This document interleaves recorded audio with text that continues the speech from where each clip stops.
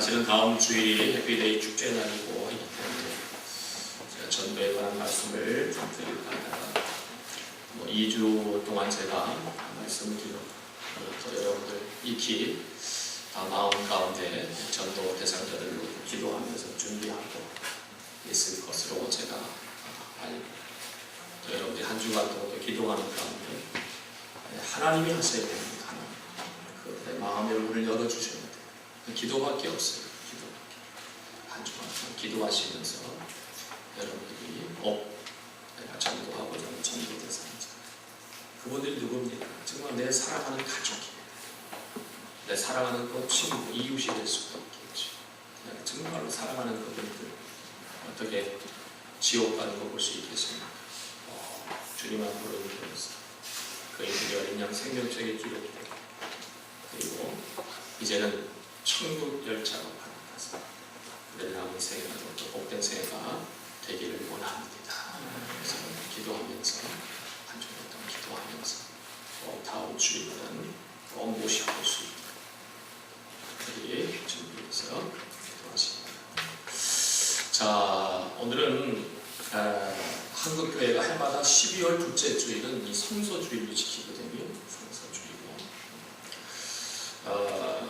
이 교회 달력에 보게 되면 12월 둘째 주일은 성서주일이다 이렇게 기록되어 있는 것을 볼 수가 있습니다. 그래서 아마 오늘 장로님도 기도하실 때 오늘 12월 둘째 주일이 성서주일이구나 이것을 또 아시고 또 기도도 준비하신 줄로 제가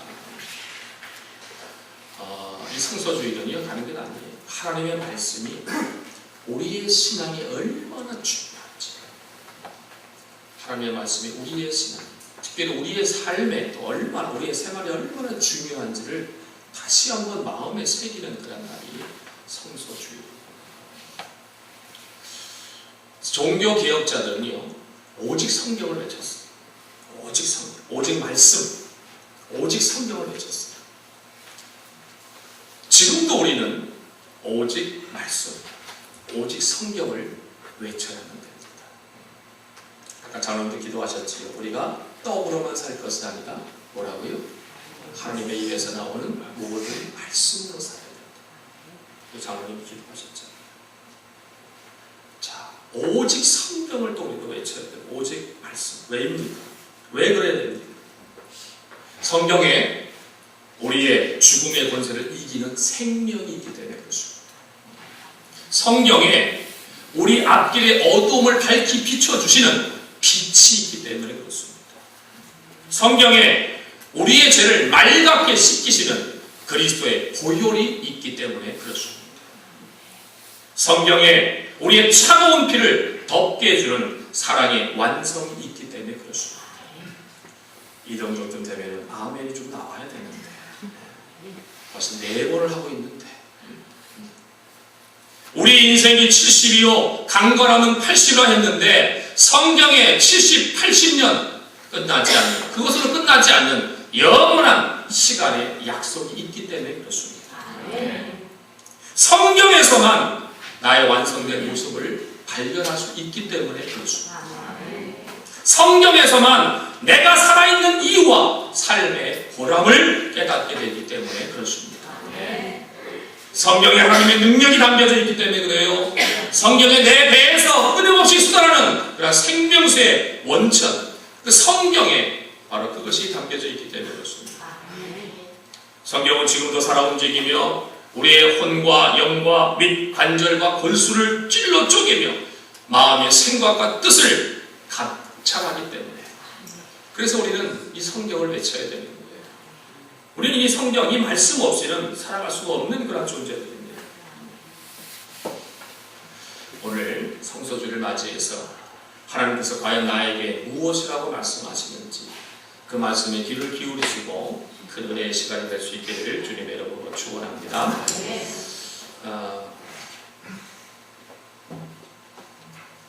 여러분들 혹시 이런 생각해 보셨나요? 내가 아무리 발을 동동 구르고 몸부림을 쳐도 하나님께서 해결해 주시지 않으면 해결할 수 없는 일들이 너무나도 많다는 거예요. 한번 생각해 보셨어요? 저는 그래요. 항상 하나님 앞에 기도해요. 야, 그래. 이거 하나님이 해결해 주지 않으면 안 되지.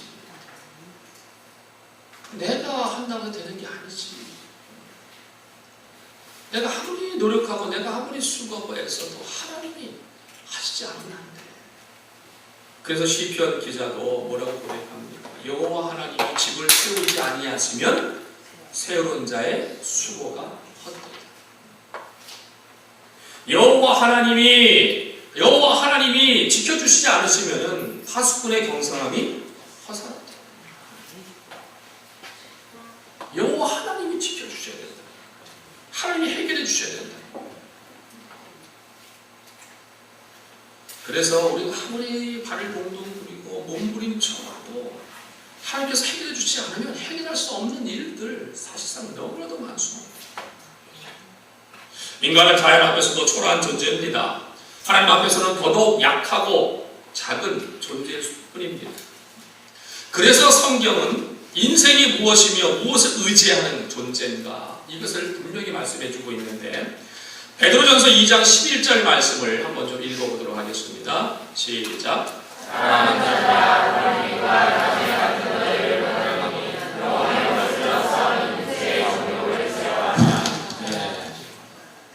뭐라고 말씀합니까? 사랑하는 자들아 거류민과 나그네 그전 개역 한글에는 나그네와 행인 같은 너희를 권하노니 영혼을 거스려 싸우는 육체의 정욕을 제어하라. 성경은 인생을 뭐라고 얘기합니까? 나그네 같은 존재다. 나그네 같은 존재. 우리는 누구도 이 땅에서 오래전부터 살아온 그런 자가 없습니다. 하나님이 보내셔서 이 땅에 왔는데 보내신 날이 있어요. 보내신 그런 가문에 보내신 모습으로 온 그런 나그네들입니다. 우리가 이곳 출신도 아니지만 여기 이 땅에 오래오래 머무르 있지도 않아요. 여기 아무리 오래내 우리가 예물을 많이 하고 부동산을 많이 사두었고 다 하더라도 다 놔두고 가야 할 그런 자들.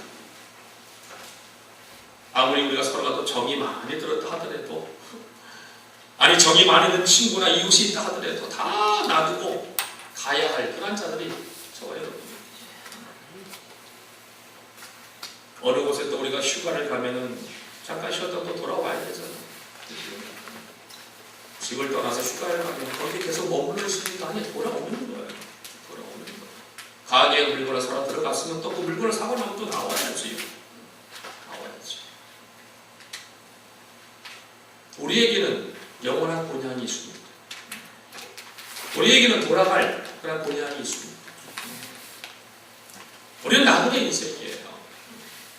그래서 우리는 늘 그 하나님이 나를 사모하면서 그리고 하나님이 나에게 뭐라고 말씀하시는지 그 말씀을 우리가 늘 듣고 그 말씀을 행하는 삶이 우리의 삶이 되어야 된다는 것입니다. 과연 우리의 삶의 목적이 무엇인지 한번 늘 고민해 봐야 된다는 거예요.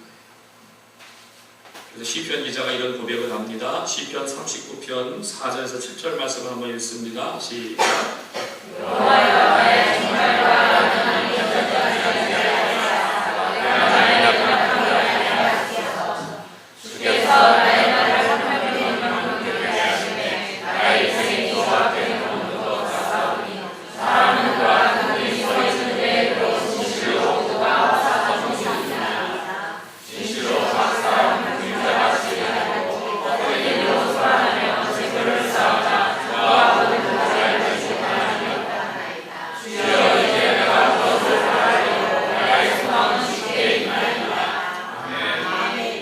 생명, 소망,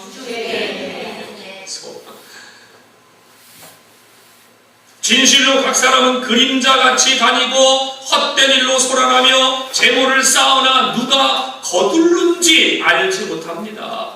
주여 내가 무엇을 바라리요 나의 소망은 주께 있나이다.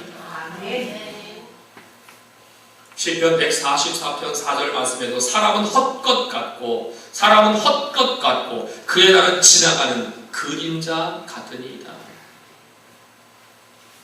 그림자 같은 인생이 우리 인생입니다. 그림자는 뭡니까? 존재하지 않아. 존재하긴 하지만 실체가 없어요. 그림자 존재하죠. 여러분 보면 옆에 다 그림자 있지요. 물빛에 의해서 비춰지는 그림자. 존재하기는 하지만 그럼 실체가 없어요.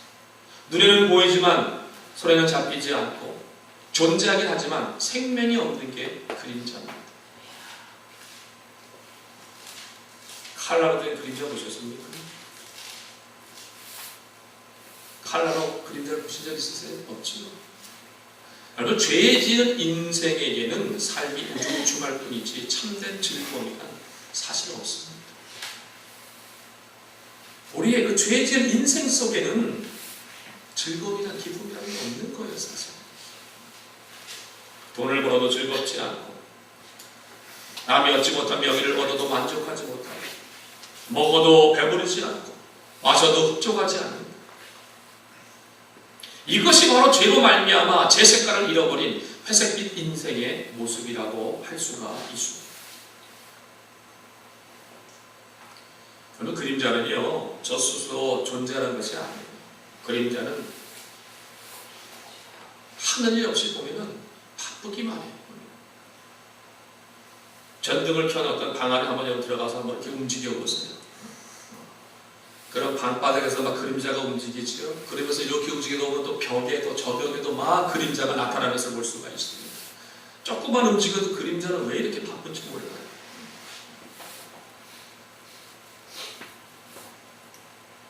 하는 일 없이 그냥 바쁩니다. 그림자가 하는 일은요, 열매가 없다는 거예요. 열매가 없다. 보세요. 사람들 아침부터 밤늦게까지 뭔가 하느라고 정말 어떤 사람들은 식사할 겨를이 없을 정도로 그렇게 바빠요. 인생이 무엇인지를 생각할 겨를도 없이 분주해요. 그러나 그렇게 분주해서 이루어놓은 것이 뭐냐고 말이지. 그렇게 바쁘게 움직이면서 과연 이루어놓은 게 뭔가 그 말이에요. 생명을 연장시킬 수가 있습니까? 정말 참된 행복을 누릴 수가 있습니까? 아니면 영원한 그런 장래를 준비할 수가 있겠냐고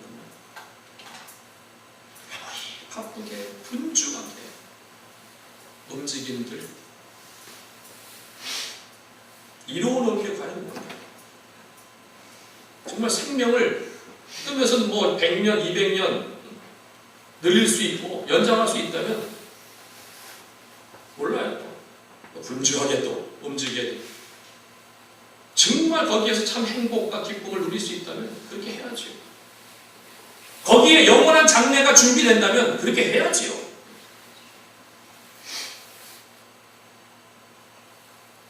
그런데 시편 기자가 시편 39편 8절에도 이렇게 고백을 합니다. 진실로 각 사람은 그림자같이 다니고 헛된 일로 소란하며 재물을 쌓으나 누가 거두는지 알지 못합니다. 저는 이 시편 기자의 이 고백이 진리다 이렇게 생각이 됩니다. 자, 오늘 우리가 읽은 본문도 보세요. 24절에 보니까 뭐라고 되어 있습니까? 모든 육체는 풀과 같고 그 모든 영광은 풀의 꽃과 같으니 풀은 마르고 꽃은 떨어진다. 시편 90편 5절 6절 말씀에도 이와 같은 말씀이 있습니다. 그들은 잠깐 자는 것 같으며 아침에 돋는 풀 같으니이다. 풀은 아침에 꽃이 피어 자라다가 저녁에는 시들어 마르나이다. 시편 기자가 이렇게 고백을 합니다. 자, 인생이 보통 70이요 간간에도 80이다 성경은 얘기하지요. 요즘 100세 시대다 이렇게 얘기를 하고 있습니다만 성경은 70이요 80이라고 얘기를 합니다. 그러니까 평균적으로 받아보면 맞아요. 그 말.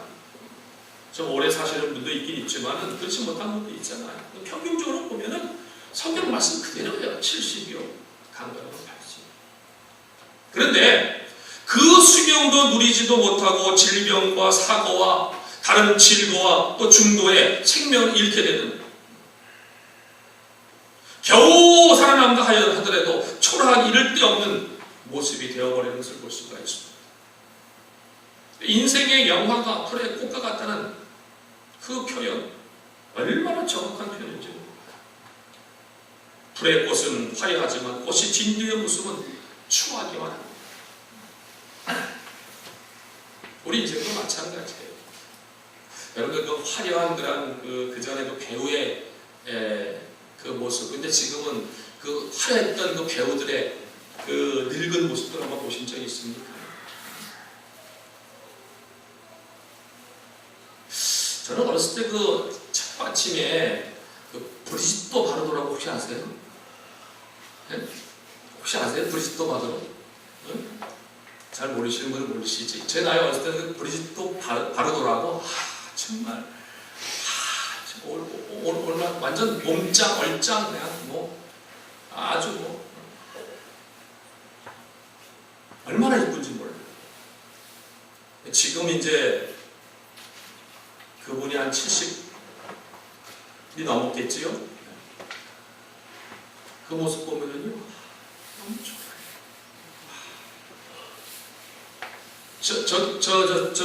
저 영화 배우 아시죠? 저 누굽니까? 브룩 실즈. 네? 브룩 실즈라고 아십니까? 외국인 얘기하지 맙시다. 여러분, 유진이라고 아십니까? 유진? 정윤이? 장미희? 아십니까? 20대 그 모습, 지금의 모습 한번 보십시오. 아무리 치장하고 아무리 위장을 해도 그 뒤에 감춰져 있는 현실은 그 누구도 되돌릴 수가 없는 거예요.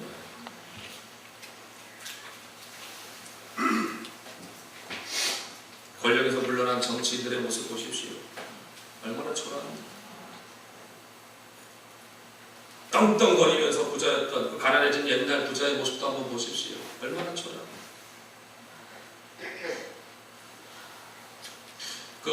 권투 선수도 알리 아시죠? 알리. 예?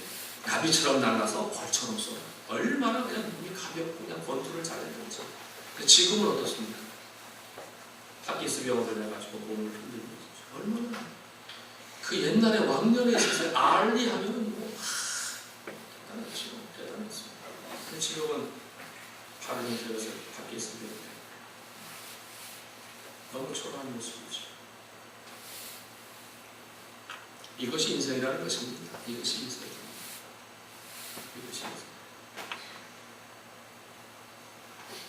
자, 그렇다면 보세요. 과연 우리가 어떻게 무엇을 위해서 살아가야 하는가? 저는 성경에서 그 해답을 찾고 싶어요.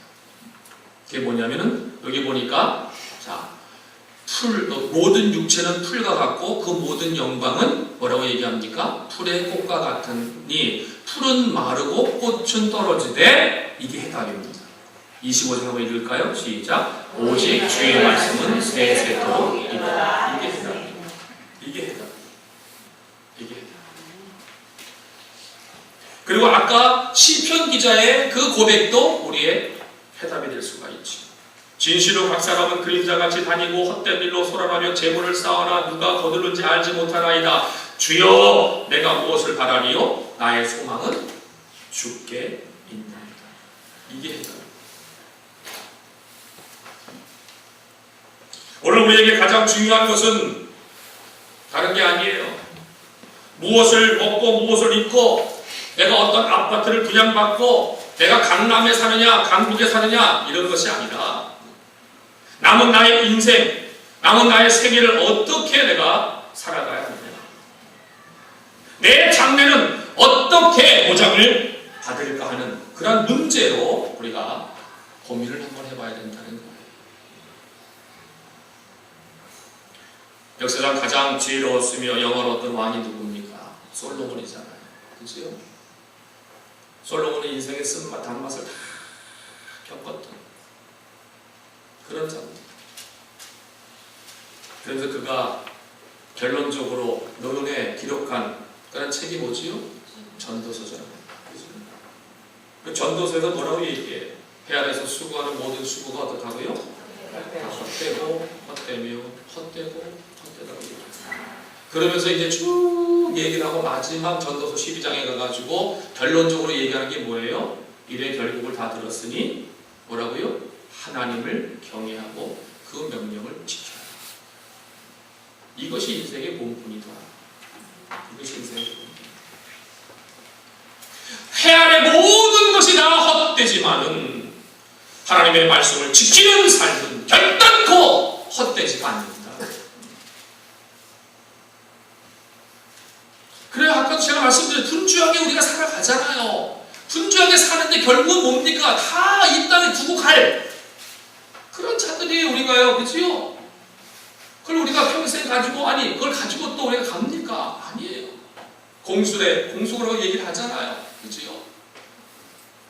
생명을 연장시킬 수 있습니까? 그걸로 정말 참 행복과 평안을 얻을 수가 있다고 생각되십니까? 내 장래에 있어서의 모든 것들이 그걸로 보장이 됩니까? 아니에요. 그렇지가 않아요. 그래서 솔로몬도 결국 이래 그 결국을 다 들었지. 그러면서 하나님을 경외하는 것, 그 명령을 지키는 것, 이것이 인생의 본분이야. 이것밖에 남는 게 없다는 거예요. 오늘 성경도 모든 영광은 풀의 꽃과 같고 풀은 마르고 꽃은 떨어져. 그런데 오직 하나님의 말씀은 세세토록 있다. 이것만이 남는다는 것입니다. 하나님의 말씀은 생명의 능력입니다. 있습니까? 네. 창세기에 보게 되면 하나님의 말씀 보세요. 빛이 있으라 하심에 어떻게 됐습니까? 빛이 있었잖아요. 말씀 한마디에 생명이 있고 말씀 한마디에 능력이 있잖아요. 그렇죠? 주님의 그 한 말씀에 병자가 죽었던 사람이 살아나잖아요. 나사로야! 나오라 하니까 무덤 속에서 붕대로 꽁꽁 묶여져 있던 그것도 3일이 지난 이제 썩어야 될 그런 몸인데도 예수님께서 나사로야! 나오라 하니까 붕대를 칭칭 감은 채로 나오잖아요. 살아났어요. 하나님의 말씀을 믿는 자에게 위대한 능력이 있음을 믿으시길 바랍니다. 우리가 이 성경책만 가지고 있는 것이 아니라 그 말씀을 믿고 말씀대로 순종하면 그 순간 말씀은 능력으로 전환된다 그 말이에요. 그 순종의 행동이 하나님을 체험하게 되고 승리를 체험하게 되고 그리고 결국 영생의 길로 인도함받게 된다 그 말입니다. 한번 생각해 봅시다. 과연 여러분들은 하나님의 말씀과 얼마나 가까운 관계를 맺고 계십니까? 얼마나? 이번 성소주의를 맞이해서 또 한번 좀 생각해 보자고 말이에요. 성소주의를 맞이해서 제가 처음에 말씀드렸잖아요. 성소주의는 하나님의 그 말씀이 우리의 신앙에 우리의 삶에 얼마나 중요한지를 다시 한번 좀 마음에 새기는 날이에요. 여러분들 정말 하나님의 말씀과 얼마나 가까운 관계를 맺고 있었냐? 얼마나 성경을 읽었고 그리고 강단에서 들려지는 이 하나님의 말씀에 얼마나 기대를 가지고 교회를 나왔고 그리고 지난 주일에 주셨던 그 설교는 며칠이나 내가 기억을 하고 있는지 며칠이나 혹시 고통스럽고 답답한 문제가 앞을 바라보고 있을 때 하나님의 말씀을 묵상하면서 그 말씀의 인도함을 얼마나 내가 사모했는지 한번 좀 생각해 보시기 바랍니다.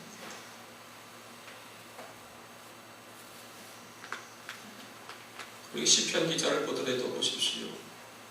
그가 당한 고통과 그가 가지고 있는 그런 답답한 문제들 그가 하나님 앞에 나와서 호소하며 정말 간절하게 그가 기도하는 그런 모습을 우리가 발견할 수 있잖아요. 하나님의 그 말씀을 묵상하는 그 다윗의 모습을 또 우리가 발견할 수 있잖아요. 그리고 그 하나님의 말씀의 인도함을 받기를 사모하는 그 다윗의 모습을 우리가 또 시편에서 발견할 수 있잖아요. 나도 마찬가지. 정말 인생의 고통과 어려움이 있고 그리고 고독함이 있고 답답하고 모든 것이 다 막혀 있을 때 내가 얼마만큼 하나님의 말씀을 사모하고 그 말씀을 묵상하면서 하나님의 그 인도함을 내가 간절히 사모했던 모습이 얼마나 있었는가. 얼마나 있었는가. 하나님의 말씀을 떠난 인생, 자기를 신뢰하며 자기 주관대로 살아가는 인생이 있다면 그는 참으로 한 방울도 안 되는 아침 이슬이요, 아침 안개요, 여름날의 풀 한 줌일 뿐이다 라는 사실을 우리가 기억해야 됩니다. 인생은 하나님을 떠나서는 절대로 살아갈 수가 없어요. 하나님의 그 말씀의 인도를 벗어나서 바르고 힘있는 그런 삶을 살아갈 수가 없다는 거예요. 우리 인간은 그런 존재예요. 그런 존재예요. 어쩔 수 없어요. 어쩔 수 없어요. 하나님이 인간을 창조하실 때에 하나님 없이는 살 수 없는 존재로 우리를 만드셨어요. 어쩔 수 없어요. 그거는요. 세상에 아무리 많은 것으로 우리가 풍족함을 누린다 하더라도 거기는 참된 기쁨과 행복이 있을 수가 없습니다. 잠시 잠깐이지요. 그리고 결국은 다 그 모든 것을 두고 가야 됩니다. 가야 됩니다. 그 많은 것들이 내 영혼을 어떻게 보장시켜주냐고 아니에요. 보장할 수 없습니다. 그 많은 것들이 어떻게 생명을 연장시켜줄 수 있어요. 그 전에 삼성의 이병철 회장이 정말 생명을 더 살고 싶어가지고 같이 모든 것들을 한번 돈으로 한번 해결해 보려고 했지만 안 됐잖아요. 진시황도 마찬가지 아니겠습니까? 물러주를 찾아서 그냥 자기가 더 살고 싶어가지고 그랬지만 더 살 수가 없는 거예요. 아무리 많은 것을 가지고 있다 하더라도 아니에요. 안 돼요. 우리 인간은 하나님 없이는 살 수 없는 존재이기 때문에 어쩔 수 없습니다.